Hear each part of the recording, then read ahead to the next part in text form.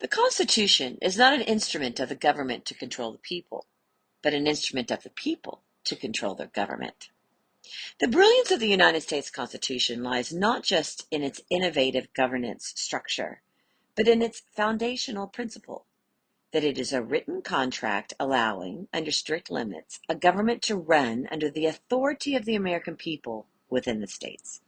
This principle, in fact, was not an accidental development, but a conscious response to the concerns and criticisms prevalent in the post-revolutionary era.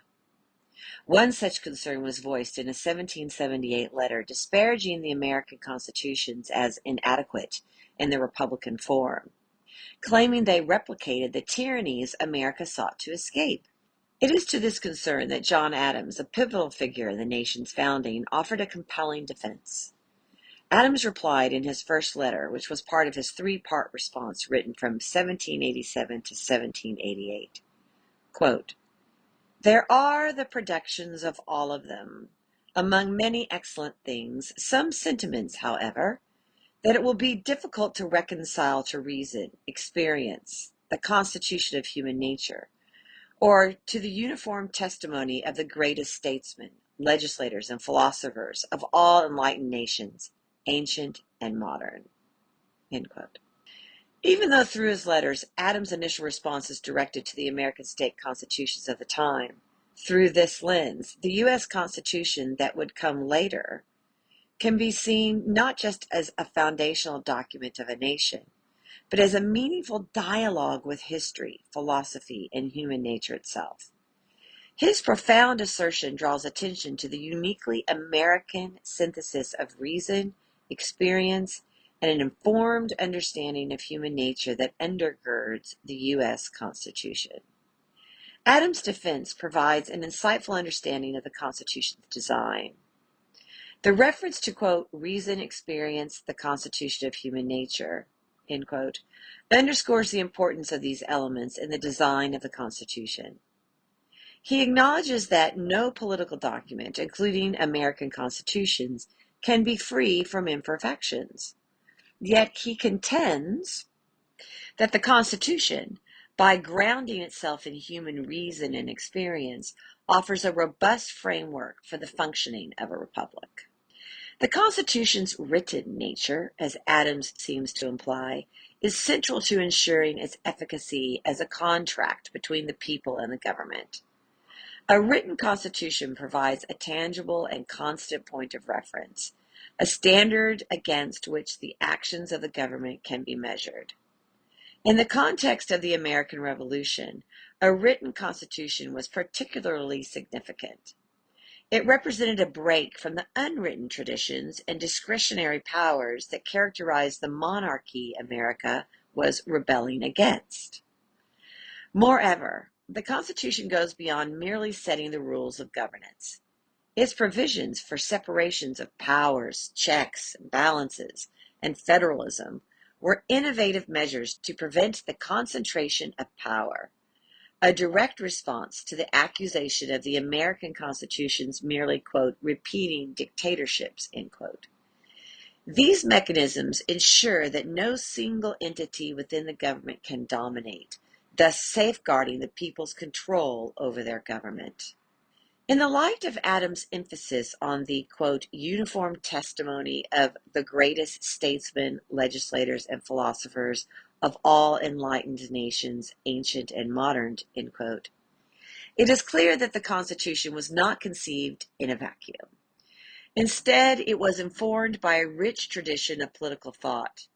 The framers drew upon lessons from ancient Rome and Greece, enlightened philosophies, and contemporary political experiences.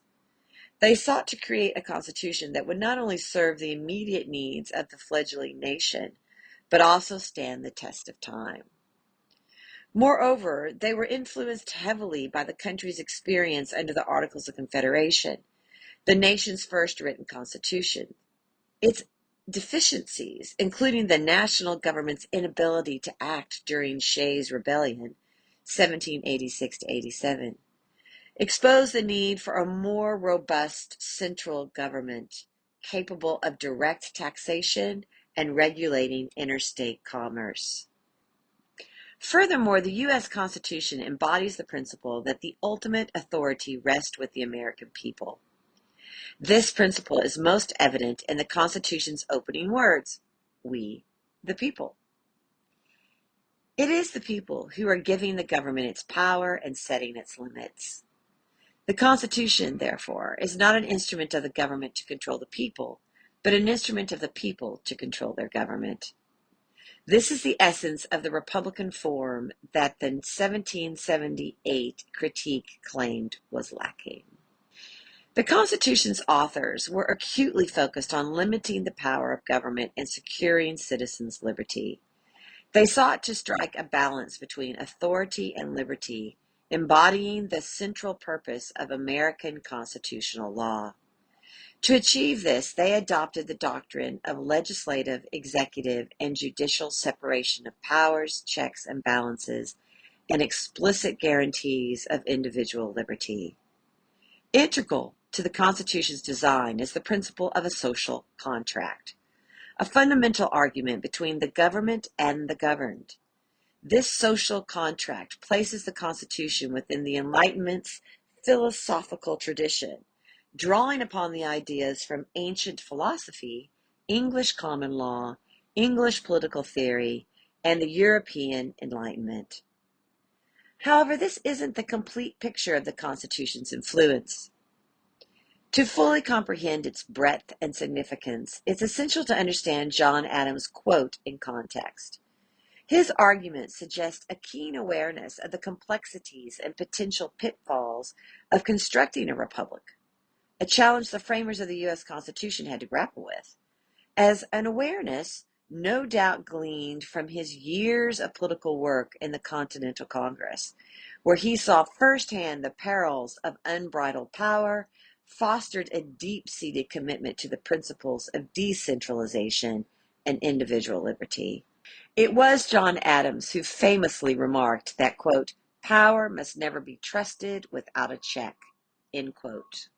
Adams' involvement in the negotiations leading to the unanimous vote on the Declaration of Independence further honed his views on the balance of power. He witnessed the states banding together in a common cause, each contributing to the struggle for independence while retaining their individual identities and rights.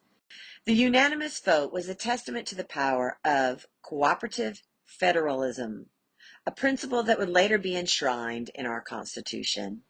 In crafting the Constitution, Adams drew on these experiences to advocate for a system of government that balanced the authority of the federal government with the rights of states and individuals. He championed the idea of a strong central government, yes, but one that was kept in check by the rights of states and the liberties of the citizenry. It is this delicate equilibrium, so cherished by Adams, that has allowed our republic to flourish. For Adams and for us, the essence of American liberty lies in this balance. His experiences in the crucible of independence shaped a vision of government that valued both the collective strength of the federal government and the individual freedoms of its citizens. The United States Constitution stands as a beacon of American political philosophy, embodying a profound understanding of human nature, reason, and the wisdom of past statesmen, legislatures, and philosophers. It is the embodiment of a social contract, firmly rooted in the principle of popular sovereignty. Yet, it is also a testament to the profound challenges and complexities involved in crafting a republic that is both robust and responsive to the needs of its citizens. To fully appreciate its significance, we must heed Adams' words and reconcile its provisions with the wisdom that can only come from experience. Andrew Langer is president of the Institute for Liberty and is a Constituting America Fellow. I am Janine Turner, founder of Constituting America. I and Kathy Gillespie, Constituting America CEO, welcome you to our 13th annual 90-day study. 90 plus 90 equals 180. History holds the key to the future. We thank you for joining us for this 13th annual study, The Principles of the American Founding. We look forward to seeing you right back here tomorrow. And please spread the word via email, text, phone, let somebody know, social media. So important to understand the principles of the American founding. And also don't forget to check out last year's exceptional study on American exceptionalism. America is exceptional. And we go through 90 essays in 90 days studying why and how America is exceptional. So the next time you have a conversation with someone and you say America is exceptional and they say, no, it's not, prove it. You'll have 90 tools in your toolbox. So check it out. Last year's study, archived here at constitutingamerica.org. Have a wonderful day.